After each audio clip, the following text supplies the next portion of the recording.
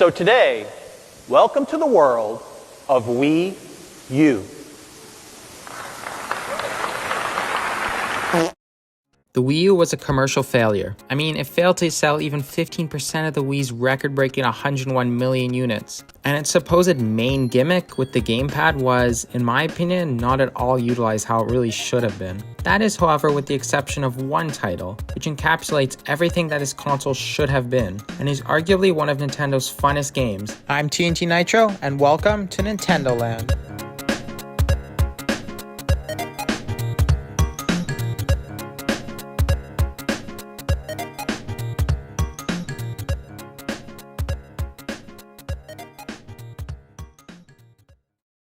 With the Wii U's release on November 18, 2012, NintendoLand came out on the very same day, being included as part of the deluxe set, in a similar way they did with Wii Sports back in 2006. At its core, NintendoLand is a meat party game which uses many of Nintendo's various IPs to create several diverse minigames designed primarily around the gamepad, with some being more fleshed out than others. In total, NintendoLand houses 12 games, or attractions as they're known as, including 6 multiplayer games and 6 single-player games. In this video, however, I'll be focusing on the 6 multiplayer games, as that is where I, and I'm sure many others, have had the most enjoyment. But with that being said, let's take a look back at the games from left to right and see what makes NintendoLand such a joyful and fun game. Alright, so before I talk about the cream of the crop of NintendoLand, being the multiplayer games, I suppose I shall quickly touch on each of the 6 single-player modes too, which all use the gamepad in a different and unique way. Starting with Yoshi's Fruit Cart, where you have to use a stylus to draw a path, eating up fruits and making it to the exit. The challenge here though is the fact that you can only see the objects from the TV and not on the gamepad. There's also Octopus Dance, which is a simple rhythm timing-based game which involves copying the dance moves of the other character. In DK's Crash Course, you have to tilt the gamepad left and right to try to guide some weird triangular contraption thing to the end goal without getting it broken. In Takemura's Ninja Castle,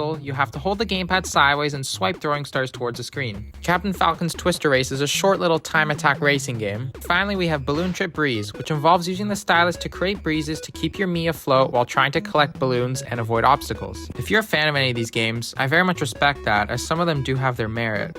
But honestly, the core of NintendoLand's fun is found within the multiplayer games, at least for me. Anyways, now I'm going to start talking about the 6 multiplayer modes, and in doing so, I suppose I'll do a little kind of ranking tier list where I'll go through them in order of how much I enjoy them. Starting at the bottom at number 6, we got The Legend of Zelda Battle Quest.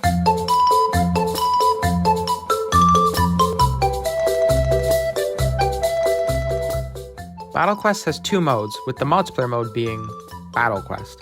In this game, 1 to 4 players dressed in Link's tunic must work together to fight off enemy hordes and progress through the game, with the Wiimote players using swords and the gamepad player wielding a bow and arrow.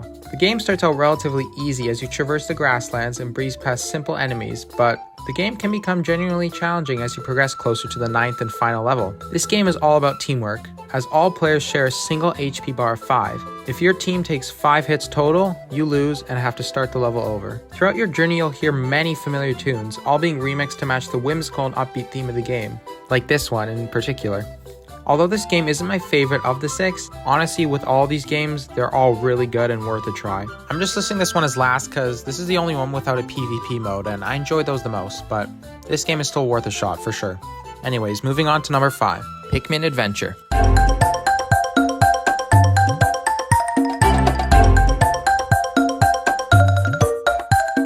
Pikmin Adventure has 2 main multiplayer modes, those being Challenge and Versus. Challenge mode is essentially a mini version of Pikmin, which is primarily focused on action and combat rather than specific strategies. It involves 1 to 5 players, with the Wiimote players controlling Big Pikmin and the gamepad player controlling Olimar. From what I've played, Challenge mode seems pretty cool, but I haven't really dived very deep into it, as I much prefer playing the Versus mode. In Versus mode, Olimar is pinned against his rebellious Pikmin, or at least that's how I view it as, in a fight for candy. This game can get pretty chaotic the more it progresses, as tougher enemies and powerful items will appear in the arena. I will admit I haven't played a ton of this attraction as a whole, certainly in comparison to the other ones, but from what I've played it's pretty cool. But yeah, let's move on to the next attraction, which is Animal Crossing Sweet Day. Sweet Day is the first of our multiplayer only attractions, which only have 1 mode and is played among 2 to 5 players. For Sweet Day, the gamepad player controls 2 guards and is pinned against the Wiimote players, who must collect a certain amount of candy without getting caught in order to win. The catch here, though, is that the more candy you have, the slower you move, hence making you more susceptible to being tackled and losing your candy. If the Wiimote team is tackled more than 3 times, the guards win. This game uses the gamepad in a pretty cool manner, where each control stick controls a different guard, and the farther apart the guards are, the more the map they'll be able to see. This game actually has a decent amount of strategy to it among both sides, but I'm going to put it in 4th here simply as I believe it's the worst of the multiplayer-only games. Up next, let's talk about Metroid Blast.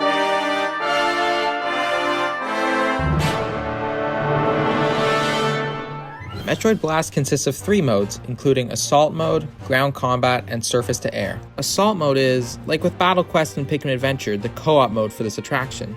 It consists of several different missions involving beating hordes of enemies, fighting bosses, and sometimes even collecting meat tokens of yourself. This mode can actually be pretty fun, but honestly the majority of my enjoyment certainly came with the battle modes, specifically Surface to Air. Surface to Air involves 2 to 5 players, and it pins the gamepad player operating Samus's airship against the other Wiimote players on the ground. As the gamepad player, you're able to fly around above the Samuses, or I don't know, people dressed in Samus's suit, and the Wiimote players must work together to take down the ship before all of the Samuses are eliminated. This mode is pretty fun, and there is a good variety of maps as well to select from, which can give certain advantages to both sides. What's also cool is you can edit the amount of HP each player has, which can make the game a lot more accessible for less experienced players. Ground combat is basically the same experience, but it's a free-for-all for all the Samuses on the ground, with no airship in play. All in all, Metroid Blast is, well, a blast. But yeah, that wraps up our 3rd position, and coming up next, we got Luigi's Ghost Mansion.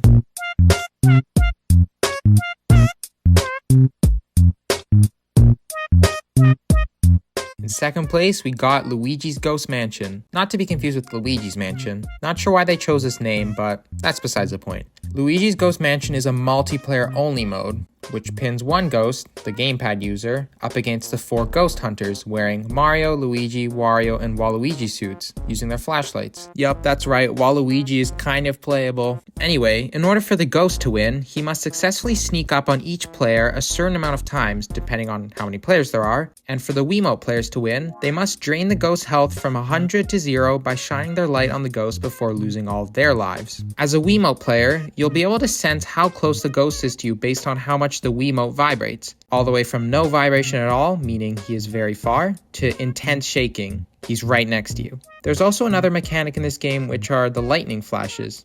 Every so often, we will hear thunder and then lightning will strike outside, which flashes and illuminates certain areas of the stage. If the ghost happens to be in the light, he'll be revealed to the players. The ghost can also reveal himself by pressing A, which will give him a speed boost to help him get out of tricky situations. There are 5 stages in total to play on, which adds to the replayability and varies the overall experience. But there's also another thing I should mention, which is the sheer intensity of this game. The Wiimote players have a limited battery supply, and they must refill from time to time using the batteries that pop up on the screen. Sometimes a mega battery will even pop up, which is even more powerful and can cover a greater distance.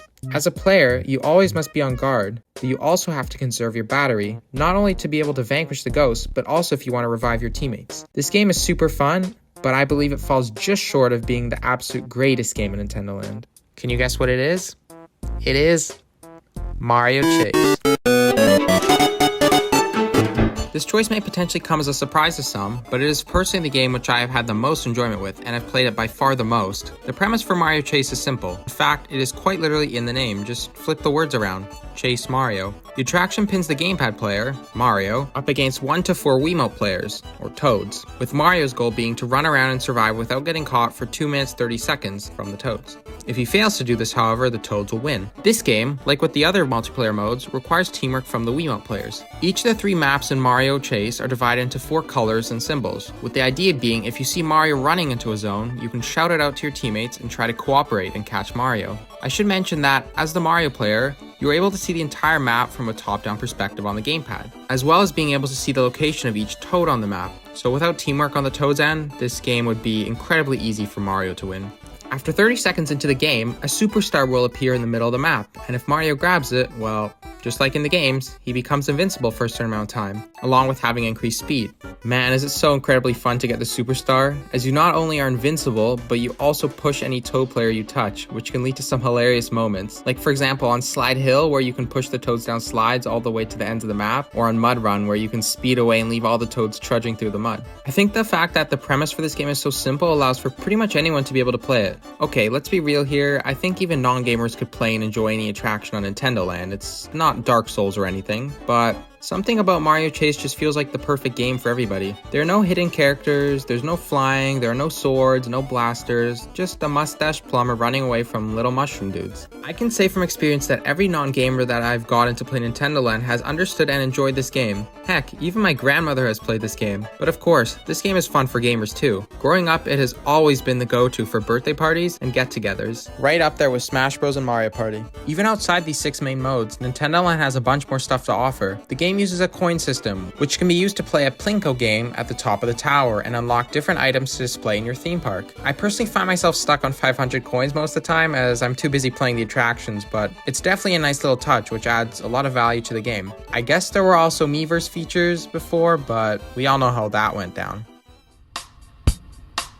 The Wii U may not have been remotely as successful as the Wii, commercially or even critically, and that could be attributed to many different things, but that's not the point. After all, as the consumers, the players of the video games themselves, all we are ultimately looking for is a worthwhile experience. So, regardless of the critic reviews or sales numbers for NintendoLand, this game is honestly what a Wii U game should be, and is frankly an excellent insight into what Nintendo thought the console could be. But yeah, I hope you enjoyed this review/retrospective video of NintendoLand. It was the first of its kind that I've made, and I hope it was informative or entertaining, or maybe both. I plan on releasing more videos like this and on other related topics in the future, so if you're interested in that, be sure to subscribe and stick around. But for now, this is tNtNitro, signing off.